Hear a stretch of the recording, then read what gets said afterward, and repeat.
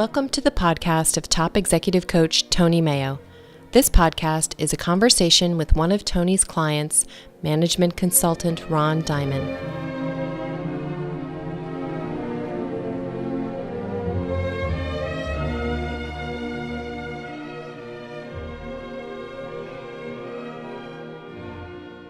So what came up for me was putting something at stake. So in my life, for So we should bet a stake on this game? we got stake, yes, 8 ounce porterhouse. I've noticed that when I have something more. In fact, I saw a website yesterday. I can't remember the name of it, but it has to do with it. It's an intermediate at stakeness website. In other words, you make a bet that you're going to do something, and you put some money up, and you bet with other people. Really? Yeah, and some people put thousands of dollars up. I'm going to lose so many pounds by such and such a date. Yeah. Here's my $1,000, and here are the 4 people playing with me. That if I don't lose that weight by that time, I will. In fact, there was a great entry about 2 people when they have this bet and put something at stake. They can tend to push the goal out. They let each other off the hook. They don't hold their feet to the fire. And this website is supposed to help you hold your feet to the fire. Well, public promise is a very powerful thing. In fact, I always finish my group meetings by going around the room, and every person has an opportunity to make a promise. And I say, I know a lot of you have written things down that you're going to do. If you really want to do it, say it out loud in front of the group. It just escalates the likelihood that you'll do it. Because that's the at stake is being truthful to your word, keeping your promises. Looking good. We all want to look good. Yeah. We're all trying to not seem like we're screwing up, being failures. So let's use it. Yeah. I mean, we're wired that way, so let's take advantage of it and put ourselves out there. That was another part of the thing I was very aware of in my great day yesterday. Is, for instance, I told this colonel that I would get the invitation out tonight.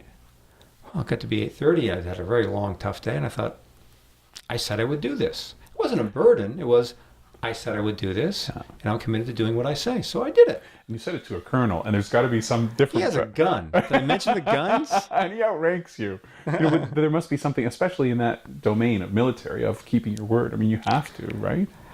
Well, that's... shall we talk about that? There's lives at stake in some cases. Yes, there has to be that discipline and rigor. Yeah, but in the military, it may be different today, but there was a limitation built into that. I had the great privilege and honor of having, at one point in my career, 2 former military officers as my direct reports. One is Ray. Mm-hmm. My dearly departed friend, Ray Winslow, is a captain in the Naval Reserve Intelligence. And also I had Chet Riley, who was a retired colonel from the Marine Corps. I met Chet too. I did not realize that. Yeah. And he was just out when I think it was his first job. So those are my direct reports. And I remember one day calling him into my office. This was a startup, outside investors, saying, we need to up our game here a little bit. I need you guys to swing out, essentially make bigger promises about what you're going to deliver for the company. And they both rather righteously said, well, we're men of honor. We only make promises we know we can keep. Wow. So that sounds admirable. Problem is, I promised the shareholders we're going to get their money back. That's a promise I don't know how to keep. So unless we start making lots of promises we're not sure how to deliver on, we will fail. See, if you only make promises that you're absolutely sure you can keep, you end up with little tiny weeny promises. Mm. All the great stuff comes about when people take on things they're not sure they know how to do. Mm-hmm. We shall bring a man to the moon and bring him back safely by the end of this decade. And all the guys at Cape Canaveral going, oh, gee, what did he say? I mean, we didn't have a reliable rocket at that point.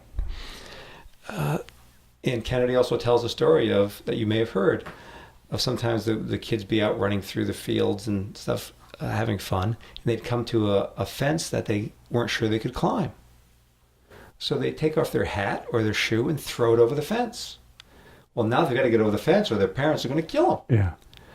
Yeah. So the expression arose in the Kennedy administration of, we're going to throw our hat over the fence on this one. Wow. We don't know we can do this, but it's worth giving it our very, very best try. Wow. So now this isn't permission for failing at everything you set out to do. It's a way to stretch. So real integrity, and we could again spend an hour on this, maybe we will sometime, is you do what you'll say you'll do. And as soon as you know you can't, you communicate with the people affected by it and deal with the consequences. So I can make big promises, things I'm not sure how to deliver on. But once it becomes clear that circumstances have changed, new information is available, that it won't be possible to do it, then I go to the person and I deal with it. It could be something small, like the colonel. I said, I'll get this invitation out this evening. Well, it gets to be 11:59. Isn't going to happen. I would write him an email and say, Colonel, I'm sorry, I can't get the invitation out tonight. If you need, well, you can do what you need to do. If you need to offer these spaces to someone else, you go ahead and do that. And I deal with the consequences of not having delivered. Or in the case of the investors, in that case, we lost everybody's money. It didn't work out. It was a dot bomb. I went to the major investor, drove to the business he owned, sat down with him, and said, as far as we can tell, it's not going to work out. Here are the reasons. We did everything we could. I wish it turned out differently, and I'm sorry. And this is a guy who's known for flights of temper, and he's Sicilian. I guess that says it all. And he said, well, I'm convinced you guys did everything you could. I really appreciate you coming out here and telling me. Wow. And I never heard a word from him about it since. Wow. So that's the part that so many people miss. It's as long as you're willing to deal with it, have the conversation, face up to it, be genuine, then you can make big promises. And big promises are the gateway to big results. This is in the domain of what I hear called BHAGs or big, hairy, audacious goals. Right. It's the same thing. Yeah. Wow. It's a way to stretch. There's a lot there. So on this conversation about holding the space, something happened on one of these long walks with the dog in the last couple of days. In fact, it was the morning before I met with Lowell. I was walking through some woods near here. It was just me and the dog. I walked full face into a spider web. Oh, dear. It's very hot and humid. It was sweaty. I immediately tried to push the cobweb off my face. I flicked off my glasses. So I can see about this far. I'll demonstrate. That's how far I can see. A foot. That's like 12 inches I can see clearly. And my glasses, as you can see, are essentially two thin black wires with invisible glass. They're hard to find on my nightstand. Now they're in the leaf litter, in the vines, in the poison ivy, which I had noticed. And for a moment I felt this sensation of just helplessness. I'd been watching a documentary about someone who's become a paraplegic. I thought, this must be a taste of what it's like to really lose their physical capacity. I'm out here in the woods. I can't find my glasses. And there's nobody around. And my family's out of town. Well, it was a terrible sensation. So first I got down on my hands and knees and started running my hands through the poison ivy, trying to feel for my glasses. I asked the dog a few times. He was useless. I mean, he could see perfectly well, but no help. I said, smell for them. I mean, you get that nose you're always using. Nothing. Well, I did that for a while, got no results. And then I thought, well, I've got this iPhone 4 in my pocket. It's basically a tricorder. It must be good for something. So I took it out. And the first thing I did is I dropped the pin on the GPS so I would have the spot in case I walked home to get my other pair of glasses. I was pretty sure I could walk home without seeing, but I was concerned that someone else might step on my glasses. And they're pretty expensive. So I put a pin there in case I had to come back. And then I thought, I'll use the camera. So I'd use the digital camera. I hold that within a foot of my face so I can see the screen, and it's got distant things in focus. Oh, wow. So I did this sort of pan for a while. It didn't do it. It's just the resolution of the field of view just wasn't enough. And 10, 15 minutes had gone by. I thought, well, I just can't find them. I give up. I'm going to have to take their chances someone's going to step on them or lose them or steal them. And then I remembered some David Crockett thing. I thought, well, I'll break a branch over so I have the exact location in case the GPS is only good for 60 feet or so. Yeah. So I reached out to a shrub to break a branch. I saw something move near my toe. I looked down, my glasses were right at the toe of my shoes. And I thought, this is sort of a Zen thing.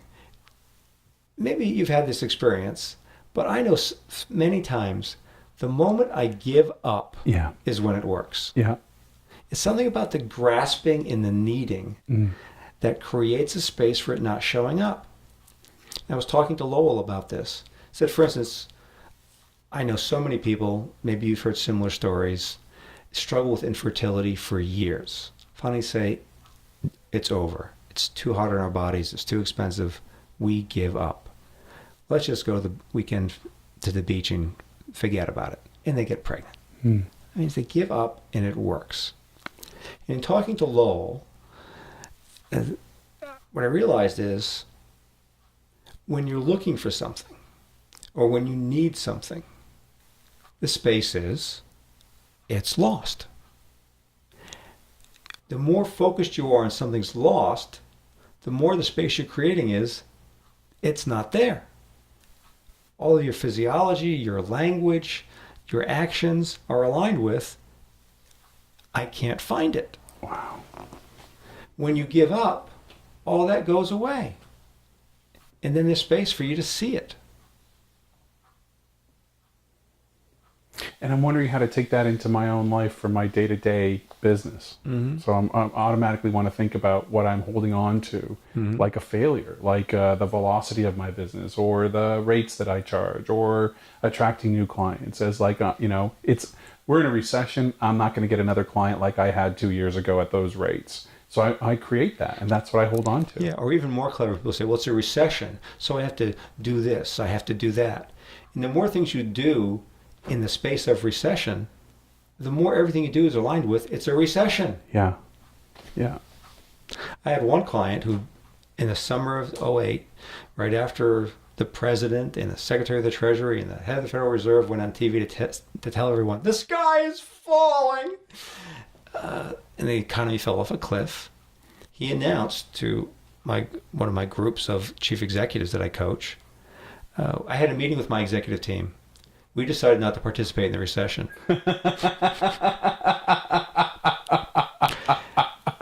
And guess what? They didn't. Wow. 2 years later, almost to the day, they did not participate in the recession. Wow. Wow. And again, I don't think it's magic. I think it changes the way you behave, the way you look, what you do, how people interact with you.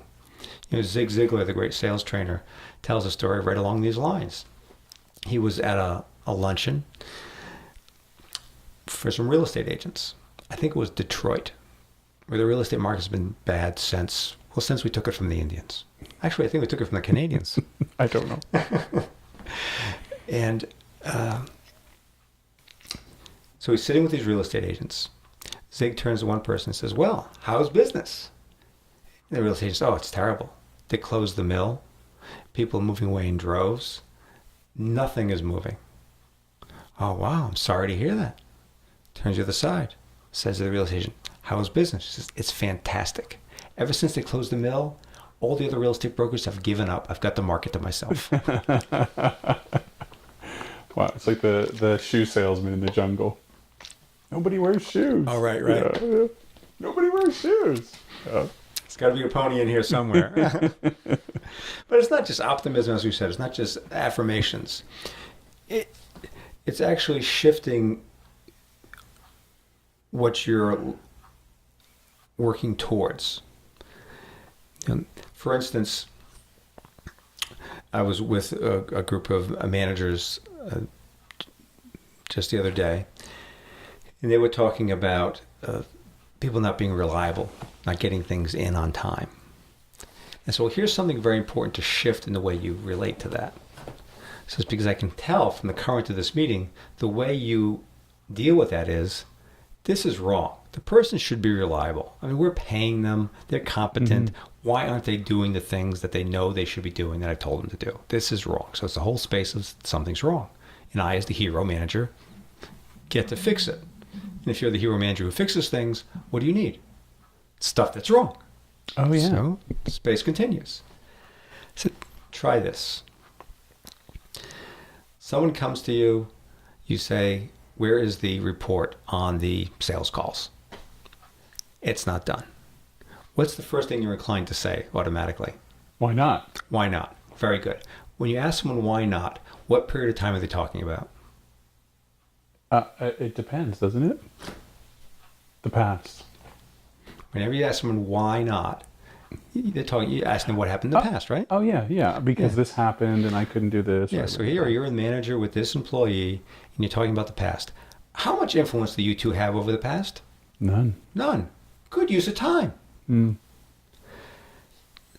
Try this. The person comes to you, where's the report? It's not done. When are you going to get that for me? What do you need to get that completed? Is there some support, some resource, some information that you need to get that done in the future? Which is where all your power is. It's make a shift now that's going to influence the future. We all know intellectually that the past is gone and unchangeable. There's got to be some lesson learned from back there, though, isn't there? Yeah, Why not? The lesson is to focus on the future. Because you've tried that whole of your past to try to fix the past before that past, and it didn't work. Yeah. It worked a little bit, maybe seemed to have worked, but it's always, what are people going to do next? What's next? Just like integrity. You didn't keep your promise. Well, now what's next?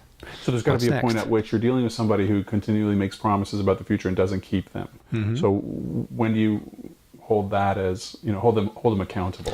Yeah. Well, what I ask people is, they'll say, I didn't get it done. I'm sorry. It won't happen again. So, okay, great. I'm glad you recognize that it's a problem, that you regret it, and that you're committed to having it not happen again. Now tell me what you're going to do to have it not happen again, or to be more clean about it. What are you going to do to perform the way you intend? Show me some structure. Are you going to keep records a different way? Are you going to meet with me more often? Are you going to learn a skill? What are you going to do to make it different? Just having you regret it, I sometimes I want to exasperate, especially with kids. I say, I don't want you to be sorry. I want you to be better. Don't be sorry. Be better. Make something happen. Make some change. And then I can support you on that. I can't fix the past. And often that's a lot of that going on. A lot of these conversations with managers, even more so with parents, but with business people, they get it very quickly. They'll come in and start saying these things. I said, well, it sounds like you're asking me to give you permission to not have done that. And this is your job. Give me these excuses, these reasons, this wonderful story, this drama. What are you trying to get from that? You want absolution? I mean, am I supposed to get out the holy water? Right. I mean, I can't do that for you. Tell me what's next. Tell me what's next. Yeah. Because that's where we're going to live in the future. Brilliant. With luck. So there's something about this letting go. In Buddhism, they talk about grasping and being attached to things. Yeah. What is it? The more we grasp for things, the harder it is to grip them. Yeah. What you resist persists. Well, and that's sort of the inverse of it. When you're trying to make something not happen, it tends to happen because that's what you're using your attention and your energy on, is the thing you want not to have. Okay, right now, don't think about a pink Volkswagen Beetle. Right. Good luck with that. Yeah. Now, if I warn you that I'm going to start mentioning things to not think about, you could probably prepare yourself. How would you prepare yourself? A blank slate, ignore you. Blank slate. Can you do a blank slate?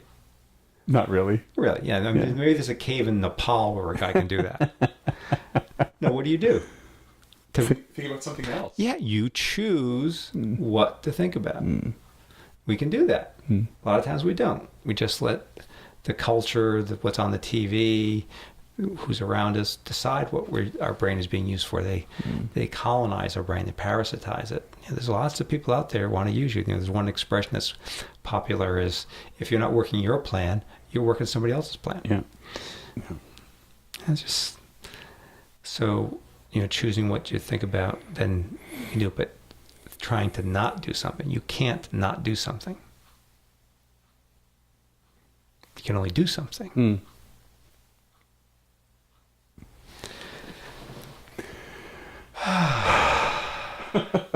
Well, I think we laid down some tracks here today. I think so.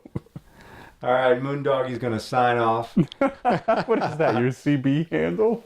Moondoggy. I'm listening. Well, very cool. Thank you. Awesome. Thank you, Ron. This is, I think, a worthwhile endeavor. I think we should reward ourselves with copious quantities of tasty food. Let's do that.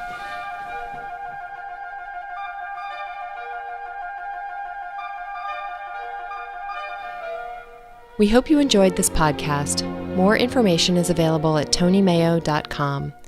We appreciate your comments, suggestions for future topics, and, most of all, stories of how you applied the coaching. Our email address is podcast@mayogenuine.com. This podcast is the property of top executive coach Tony Mayo, copyright 2011.